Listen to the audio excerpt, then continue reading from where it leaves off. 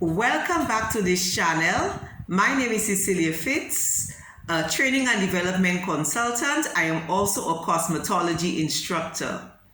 This channel is devoted to talking all things cosmetology. Today we are going to be discussing the composition of the hair. Over the last 36 years of being a cosmetologist, I have become very intrigued in the scientific knowledge of hair.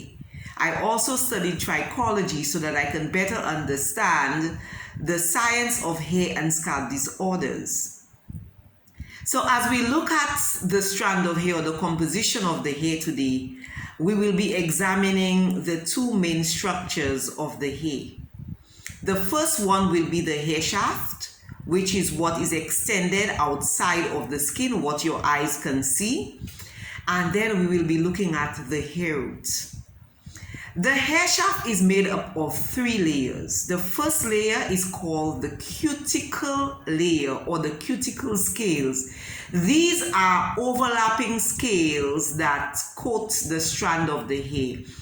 The cuticle scale is mainly there for protection of the hair shaft, to prevent the elements or chemicals from entering the second layer of the hair, which is what we call the cortex.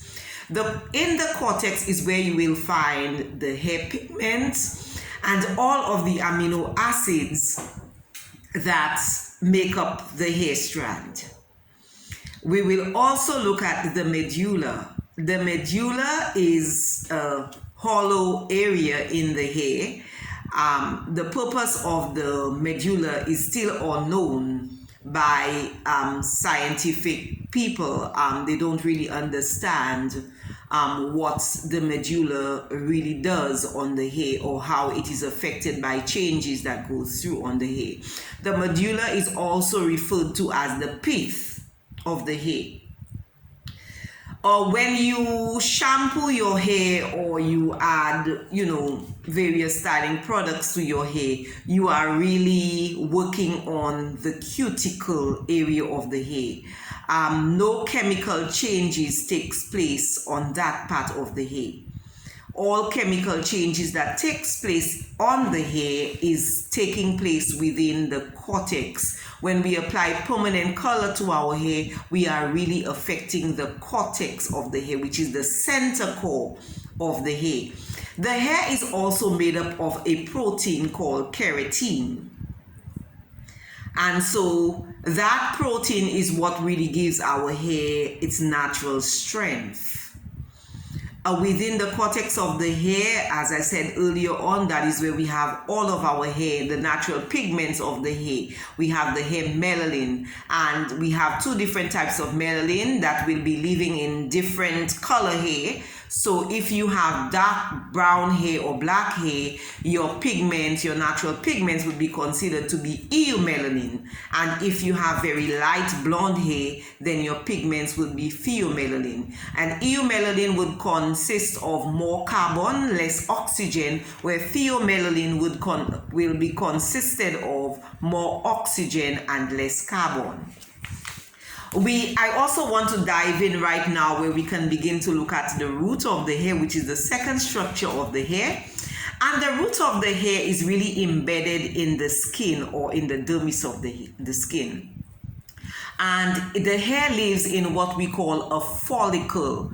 A follicle is a depression in the skin, and this follicle is set at an angle. That is why our hair flows into a stream and not sitting on our head like porcupines. So within the follicle, the hair shaft grows, and when the hair begins to grow, it begins to grow like any other cell in the human body. As it moves upwards into the follicle, the cell loses its nucleus and it therefore becoming dead cell. However, our hair, even if it is dead cell, is still able to suck in nutrients from our bloodstreams. And this is done through what we call the dermal papilla. The dermal papilla is a nerve that sits right below the hair follicle. Then we also have the hair bulb. If you have ever plucked a strand of hair from your head and you notice it has this little white spongy thing at the end of it, this is called the hair bulb. Within the follicle, we also have what we call the sebaceous gland. Excuse me. And the sebaceous gland is a gland that is connected to every strand of hair. It is called an oil duct, and it releases natural oils that is meant to lubricate the hair and skin. We also have within the hair follicle what we call the arrector pili muscle, and this is an involuntary muscle. It contracts when we are afraid or when we are cold. And so that is why most people tell you when you see a ghost, your hair stands on edge. And so this is true. So these are the two structures that make up the hair strand.